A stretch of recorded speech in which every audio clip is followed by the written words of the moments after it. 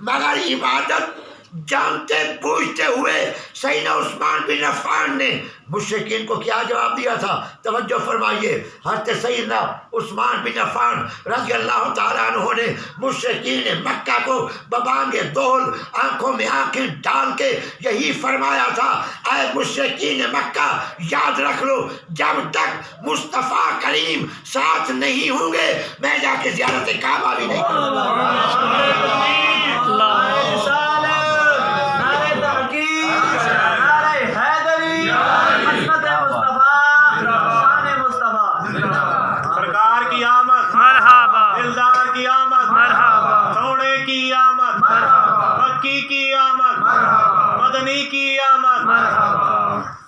صاحبان وسلم، تیسرے مقام پہ قرآن پاک میں اللہ رب العالمین نے ارشاد فرمایا، حافظوا علی الصلوات والصلاۃ الوسطیٰ، ساری نمازوں کی تاکید رب العالمین نے قرآن پاک میں فرمائی ہے۔ ساری نمازوں کی تاکید اللہ پاک نے قرآن پاک میں فرمائی ہے، مگر نماز عصر، نماز وسطانیہ جسے ہم دیگر کہتے ہیں، عصر کی نماز کی تاکید باقی نمازوں سے زیادہ اللہ رب العالمین نے کلام پاک میں فرمائی ہے۔ اچھا بھی وہ وقت ذرا سوچئے، علماء سے آپ نے سنا بھی ہے، کتابوں میں پڑھا بھی ہوگا، گود تھی سیدنا علی المرتضیٰ کی، کیا بات ہے، ماشاء اللہ، مصطفیٰ کریم آرام فرما رہے تھے، اللہ اکبر، سیدنا علی المرتضیٰ رضی اللہ تعالیٰ عنہ کی مبارک گودی میں مصطفیٰ کریم آرام فرما رہے تھے، نماز عصر قضا ہو رہی تھی۔ حضرت علی رضی اللہ تعالیٰ عنہ کو سب سے زیادہ آج کے علماء، فضلاء، نقبا، علماء، مفسرین، مفتیان عظام، قاضیان عظام، سب سے زیادہ قرآن کی یہ آیت باب العلم سیدنا علی مرتضیٰ کو یاد تھی۔ بے شک کہ اللہ نے باقی نمازوں سے زیادہ نماز عصر کی تاکید فرمائی ہے کہ اس نماز وسطانیہ کی حفاظت کیا کرو۔ یہ رب تعالیٰ نے قرآن میں فرمایا، آیت کے یاد ہونے کے باوجود سیدنا علی المرتضیٰ، دیکھیے نبی پاک تو آرام فرما رہے تھے اور نماز عبادت تھی رب تعالیٰ کی، نماز عبادت ہے رب تعالیٰ کی، نماز فرض ہے ہر مسلمان پہ۔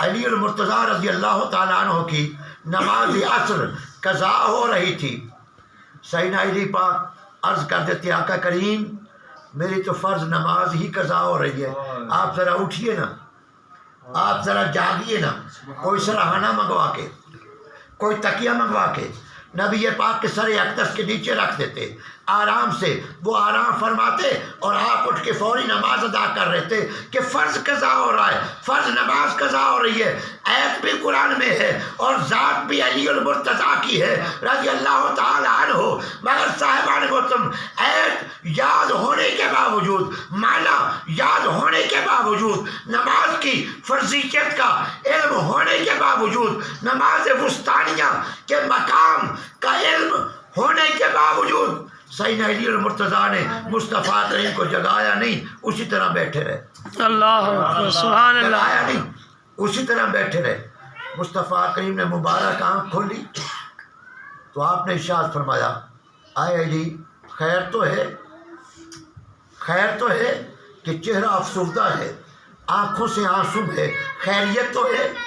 اب حضرت علی المرتضیٰ رضی اللہ تعالیٰ عنہ نے عرض کی، آقا کریم نماز عصر جو ہے وہ قضا ہو گئی، نماز عصر جو ہے وہ قضا ہو گئی۔ اب صاحبان محترم توجہ کیجئے گا، دیکھیے خطیب ہو خطبہ غلط ہو سکتا ہے، قاضی ہو فیصلہ غلط ہو سکتا ہے، مفتی کا فتویٰ غلط ہو سکتا ہے، مگر مصطفیٰ کریم کی مبارک زبان سے جو جملے نکلے ہیں وہ تو با کمال ہے نا، بے شک بے شک، وہ جملے تو با کمال ہے نا۔ تو مصطفیٰ کریم نے رب اولا کی بارگاہ میں عرض کی۔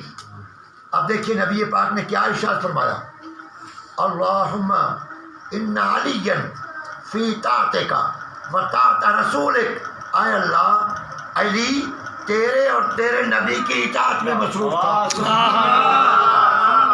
اے اللہ علی تیری اور تیرے نبی کی اطاعت میں مصروف تھا.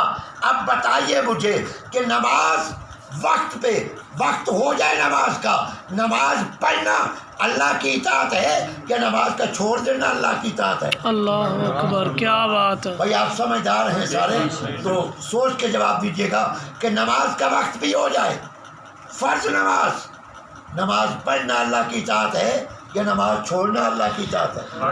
نماز پڑھنا اللہ کی اطاعت ہے نا. اب دیکھیے عظمت مصطفیٰ کا معاملہ حضرت علی پاک نے یوں حل فرمایا، آنے والی نسلوں کو یوں ارشاد فرمایا. اس وقت نماز قضا ہو گئی مگر مصطفیٰ کریم کے آرام میں خلل نہیں آنے دیا. اچھا یہاں ایک مسئلہ بھی عرض کر دوں. یہ معاملہ اس وقت تھا جب مصطفیٰ کریم اپنے وجود مقدس زہری حیات کے ساتھ دنیا میں تشریف فرما تھے، اور پھر ذات بھی آگے حضرت علی پاک کی تھی. عام بندے کے لیے یہ مسئلہ نہیں ہے، اور آج کے دور میں بھی یہ مسئلہ نہیں ہے کہ ہم کہیں میں تو نبی پاک کی ذات پہ درود پڑھ رہا تھا اور نماز چھوڑ دی، میں تو بھائی یہ دین کا کام کر رہا تھا نماز چھوڑ دی. آج کے دور میں ایسا نہیں ہے. ادھر ذات مصطفیٰ کریم کی تھی جو اپنی زہری حیات مبارکہ سے دنیا میں موجود تھے، ادھر ذات حضرت علی پاک کی تھی. اور ہاں جب وہ وقت گزر گیا، آج کے دور میں ہمارے لیے حکم یہی ہے کہ نبی کی اطاعت یہی ہے، اللہ کی اطاعت یہی ہے کہ نماز کو اپنے وقت پہ ادا کیا جائے. اس دور میں حضرت علی پاک کی نماز قضا ہو گئی مگر نبی پاک کے آرام میں خلل نہیں آنے دیا. آپ توجہ کیجیے گا، جان کی حفاظت رب نے قرآن میں فرمائی. صدیق پاک نے قرآن پاک کی ایت معلوم ہونے کے باوجود اپنی جان کی پرواہ نہیں کی. کعبے کا طواف، کعبے کی زیارت قرآن کہتا ہے اللہ کے لیے. سیدنا عثمان بن عفان نے ایت معلوم ہونے کے باوجود طواف کعبہ جا کے نہیں کیا. صاحبان محترم، نماز عصر نماز رب الا کے لیے، نماز کی فرضیت کا علم ہونے کے باوجود حضرت علی پاک نے نماز عصر کی اس وقت عظمت مصطفیٰ کی خاطر کہ مشرکین کو اور آنے والی نسلوں کو خبر ہو جائے کہ نبی کا مقام کیا ہے، کہ جس نبی کی وجہ سے ہمیں نماز کی خبر ملی اس نبی کی شان کیا ہے، جس نبی کی وجہ سے نماز فرض ہوئی اس نبی کا مقام اعلیٰ کیا ہے. علی پاک نے دھرتی کو یہ بتانا تھا، اس لیے نماز کو مؤخر کیا، نبی کے آرام کو مقدم کیا. آخر کیوں؟ اس لیے کہ وہ 3 ایتیں جہاں قرآن میں ہے وہاں یہ 4تھی ایت بھی قرآن میں ہے، اور صحابہ کرام نے اس 4تھی ایت کو بھی مد نظر رکھا تھا. اللہ اکبر، ماشاء اللہ. آپ توجہ کیجئے گا، وہ 4تھی آیت مبارکہ جو میں عرض کرنا چاہ رہا ہوں. اللہ رب العالمین نے ارشاد فرمایا وَتُعَزِّرُوهُ وَتُوَقِّرُوهُ کیا بات ہے، وَتُسَبِّحُوهُ بُكْرَةً وَأَصِيلًا. واہ واہ، سبحان اللہ. جس کا معنی یہ ہے کہ اللہ رب العالمین فرماتا ہے کہ میری تعظیم اور میری توقیر سے پہلے اللہ رب العالمین ارشاد فرماتا ہے کہ میری تسبیح سے پہلے میرے نبی کی تعظیم و توقیر کیا کرو. اللہ اکبر. وَتُعَزِّرُوهُ وَتُوَقِّرُوهُ وَتُسَبِّحُوهُ بُكْرَةً وَأَصِيلًا کہ اللہ فرماتا ہے میری تسبیح سے پہلے میرے نبی کی تعظیم و توقیر کیا کرو. علماء ذیشان موجود ہیں، انہیں سبق سنانے کے لیے یہ عرض کر رہا ہوں. الصارم المسلول کے مصنف نے تو یہاں تک لکھا ہے کہ اس آیہ مبارکہ میں ہا ضمیر جو ہے یہ ساری ضمائر نبی پاک کی جانب لوٹتی ہے. چاہے تسبیح والا معاملہ ہی ہو وَتُسَبِّحُوهُ، تو تسبیح والی میں جو تسبیحُوهُ میں جو ہا ضمیر ہے وہ بھی الصارم المسلول کا مصنف کہتا ہے نبی پاک کی جانب لوٹتی ہے. باقی علماء نے یہ لکھا وَتُسَبِّحُوهُ کی ضمیر ہا جو ہے یہ اللہ پاک کی جانب، وَتُعَزِّرُوهُ وَتُوَقِّرُوهُ یہ 2 ضمیریں ہا کی جو ہیں مصطفیٰ کی جانب رب الا فرماتا ہے میری تسبیح و تحلیل سے پہلے میرے نبی کی تعظیم و توقیر کیا کرو. اللہ اکبر. تو اس لیے نماز عصر اپنے مقام پہ شان والی ہے مگر ہے تو رب کی تسبیح نہ. اس لیے دہلی پاک نے نماز عصر کو مؤخر اسی لیے کیا کہ رب اولا نے فرمایا پہلے میرے نبی کی تعظیم کیا کرو. جو نبی کی تعظیم کرتا ہے نماز بھی اسی کی قبول ہوتی ہے. جو نبی کی تعظیم کرتا ہے نماز بھی اسی کی قبول ہوتی ہے. اور جو مصطفیٰ کریم کی تعظیم نہیں کرتا اس کا ایک سجدہ بھی رب قبول نہیں فرماتا. کیا بات ہے، کیا بات ہے. یہاں ایک بات عرض کرنا چاہوں گا. علماء ذیشان نے بھائی علامہ محمد احمد رضا خان صاحب احمد رضا صاحب کے سامنے یہ سبق میں پہلے بھی سنا چکا ہوں.